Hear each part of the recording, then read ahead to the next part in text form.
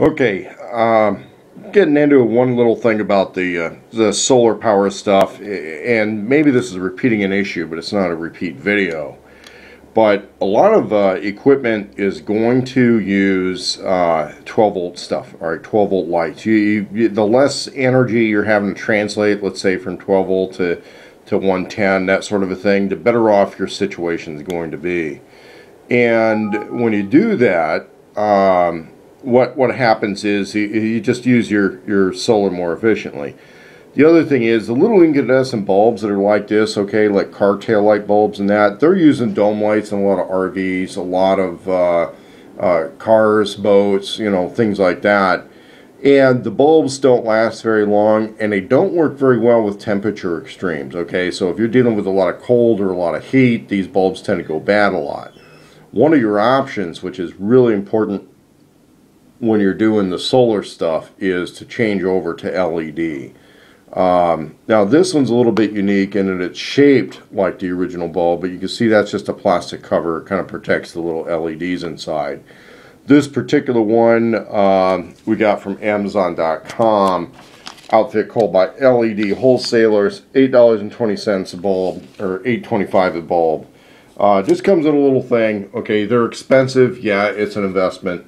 I'm going to test it for brightness because different bulb makers are putting different numbers of the actual little LED elements inside of these.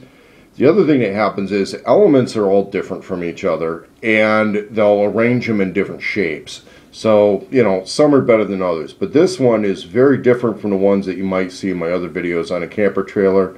This is going into the mobile workshop for test purposes. Connections on these pretty standardized, but you'll see a lot of different names for the same basic style connection. The main thing you got to know is whether or not these pins are directly parallel of each other or whether they're staggered. And sometimes, I don't know, sometimes they look staggered when they're not. But we're going to test this and see what's going on. The other thing just to understand about LED bulbs is the color of light a lot of times is a little non-standard.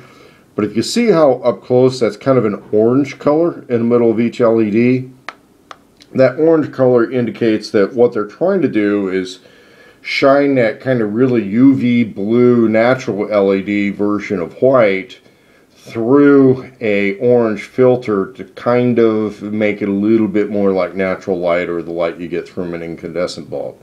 Next little snippet, we'll be testing it. Hopefully this shows through. This is a little bit more of what I call get what you pay for lighting. Alright, this bulb is a standard incandescent bulb for this. Alright, and I'm going to take these inside, show you the difference.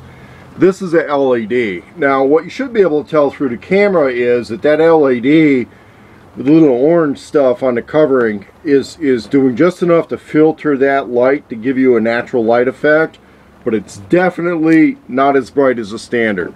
We turn this down to where it's just the LED. We've got the right color of light happening in here. It's not really that strongly blue stuff, but if you look around inside here, I've got a little skylight over on that end. That's not enough light to work by. Okay, it's not going to work, not going to happen. Even if I double that, even if I put those in there, I would have to have bulbs lining, lights lining this whole thing to get that to work. With that light on, I can't even read the readouts on my equipment. That's with the regular incandescent bulb. So, yeah, it's get what you pay for syndrome with this. We're going to go into a little bit more of that later. Putting the conventional incandescent through a little filter thing like this, you know, kind of cleans it up so it's not as harsh. Doing it with LED is really not helping a lot, but we're going to talk about that in a little bit. So this is a bulb at its Amazon listing.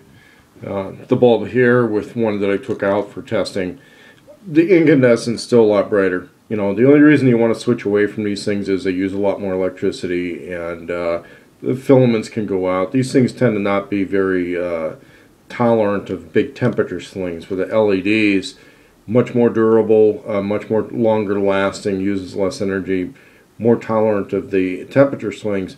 it's just not all that bright. I mean, it's kind of nice that they had the soft white, but the way this was putting light in that trailer, you know, good enough for nightlight use. You couldn't read by it, you couldn't work by it. That's simply just a little nightlight to keep you from stumbling in the dark. They have some other bulbs that are brighter with this outfit.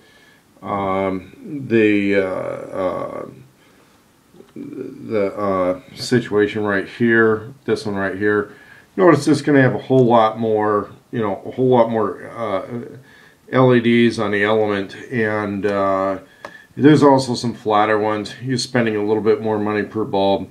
It's entirely normal to spend a lot of money per bulb when you're doing LEDs, but when you're doing the solar stuff, you've got what I call the poverty of power. You have to spend the extra money on more efficient electric bulbs and more efficient switching in order to, and be more conscious of that, because you've only got so much electricity to deal with.